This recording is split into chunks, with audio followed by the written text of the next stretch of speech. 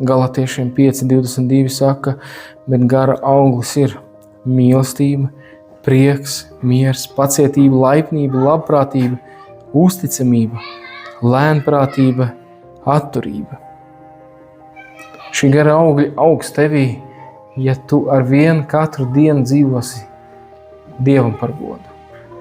Ja tu ar vienu lūgsi Dievu, ja tu ar vienu lasīsi Dievu vārdu, ja tu ar vienu slavēsi viņu, tevī augs mīlestība, tevī augs prieks un miers, pacietība un laipnība, labprātība, uzticamība, lēnprātība, atturība. Dievs ir tas, kas to visu nodrošina. Tev nav jāaiziet uz mežu kā sēns, tas jāatrod. Dievs tevī to jau dod.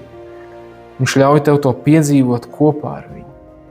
Un kad tu saproti, ka šīs lietas nenāk dabīgi no tevis, bet viņas vienkārši parādās tavā dzīvē, tu redzi Dievu darbu pie tevis.